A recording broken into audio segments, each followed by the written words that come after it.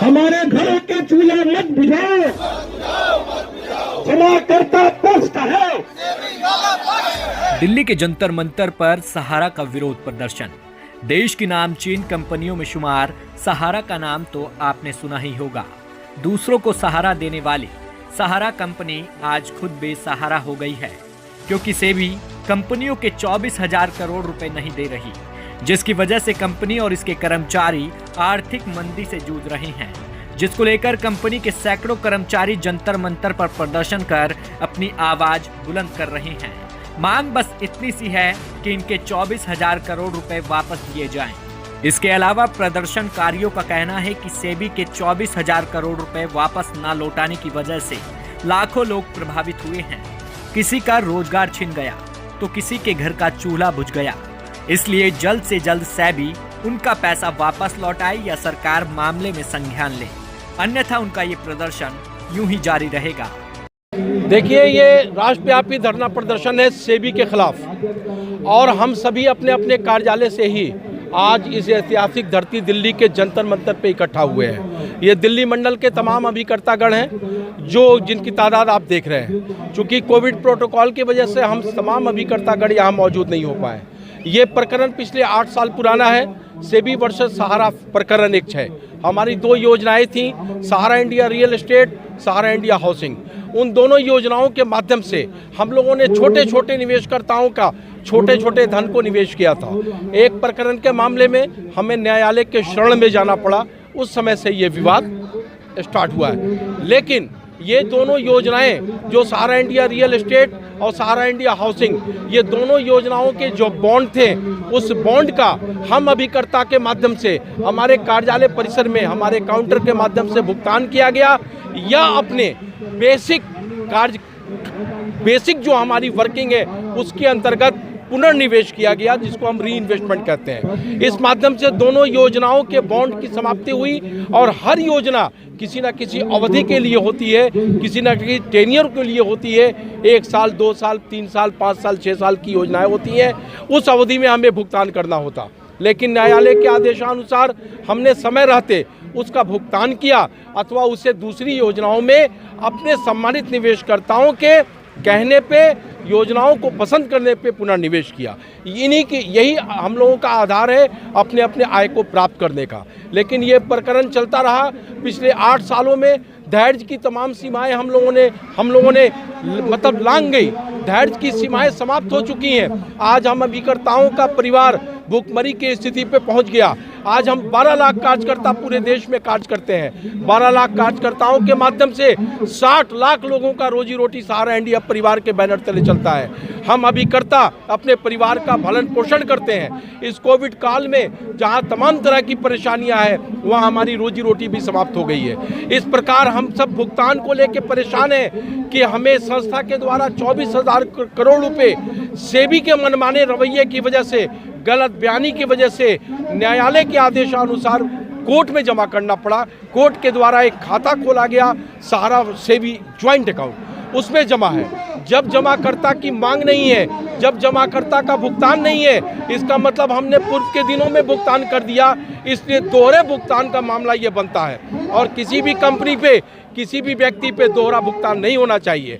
इसलिए जो पैसा हमारा जमा है 24,000 करोड़ रुपए, उस पैसे को शीघ्रता के साथ हमें वापस किया जाए, ताकि मैं अपने निवेशकर्ताओं को भुगतान कर सकूं। आज हम क्रेडिट कोऑपरेटिव तमाम योजनाओं को लेकर भुगतान नहीं कर पा रहे हैं। इसका कारण 2 है। उसका कारण पहला, सेबी के पास सेबी के गलत तरीके की वजह से, मनमानी ढंग की वजह से, उसकी कुप्रता की वजह से हमारे 24,000 करोड़ रुपए वहाँ फंसे हैं, और साथ ही साथ हमारे ऊपर एम्बार्गो लगा है।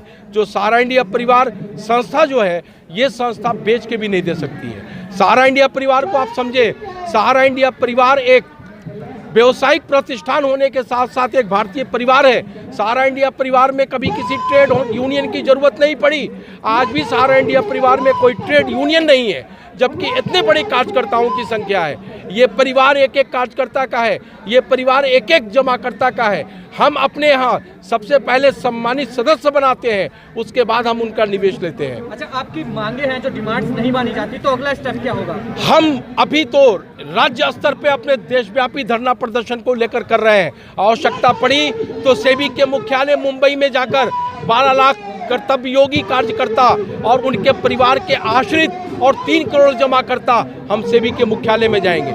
आपके माध्यम से, जनमानस के माध्यम से ये कहना चाहता हूँ कि देश के लोकप्रिय प्रधानमंत्री जी ने बड़े बड़े मुद्दे को समाप्त किया और सेबी भारत सरकार का उपक्रम है। उसकी ड्यूटी बनती है जमाकर्ताओं के हितों की रक्षा करना। ये कौन सा हित है कि जमाकर्ताओं का पैसा आपने दाब रखा है और हम लोग परेशान हो रहे हैं। जमाकर्ता की बिटिया की शादी नहीं हो रही है, जमाकर्ता अपने बच्चों का फीस अदा नहीं कर पा रहे हैं। 10-10 रुपया करके उन्होंने इकट्ठा किया, 500-500 रुपया महीना करके उन्होंने इकट्ठा किया और लंबे टाइम से हम उन्हें भुगतान नहीं कर पा रहे हैं। उनके विश्वास टूट रहे हैं। ये गलत तरीका है और सेबी के आज हम सब धरना प्रदर्शन के साथ 4 बजे का समय है, सेबी कार्यालय में जाके अपने ज्ञापन को देंगे और उनसे ये बात को आह्वान करेंगे, अपनी बातों को रखेंगे कि इस प्रकरण को जल्द से जल्द निपटारा कराया जाए। अन्यथा मजबूर होकर धैर्य की सारी सीमाएं जब टूटेंगी तो हम सब मुख्यालय को प्रस्थान करेंगे। और मैं आपके माध्यम से पुनः कहना चाहता हूं देश के लोकप्रिय प्रधानमंत्री जी से कि आप इसे संज्ञान लीजिए। 3 करोड़ लोगों का मामला है, 12 लाख कार्यकर्ताओं का मामला है, 12 लाख लोग बेरोजगार हो चुके हैं और आपके रहते हुए आपने बहुत बड़े बड़े मुद्दे को समाप्त किए हैं। इस मुद्दे को भी अपने संज्ञान में लीजिए और शीघ्रता के साथ सहारा इंडिया परिवार के ऊपर जो दमन हो रहा है, सहारा इंडिया परिवार के ऊपर जो क्रूरता की जा रही है, 12 लाख लोगों का जो शोषण किया जा रहा है, उन चीज़ों को आप रोकिए। देखिए, डिमांड ये है, सीधी सीधी मांग ये है, कानून ये कहता है कि कभी भी 100 गुनहगार बच जाए कोई दिक्कत नहीं है, लेकिन एक बेगुनाह को कभी भी सज़ा नहीं होनी चाहिए। और मैं समझता हूँ पूरे विश्व का विशालतम एकल सहारा इंडिया परिवार के साथ आज जो जाती हुई है और इस बात को धरना प्रदर्शन इसको न मन आ जाए, हम अपनी मांगों को लेके आए हैं कि जो भी बात आज सेबी के सामने हम लोग खड़े हैं और 24,000 करोड़ रुपए लिक्विड के तौर पे जो सहारा इंडिया परिवार के पास जमा है, बाइज्जत ये सहारा इंडिया परिवार को वापस कर दिया जाए, क्योंकि ये पैसा काफ़ी लंबे समय से सेबी के पास पड़ा हुआ है। क्योंकि जमाकर्ताओं को 6 या 7 बार एडवर्टाइजमेंट देने के बाद भी वो भुगतान नहीं कर पाया है।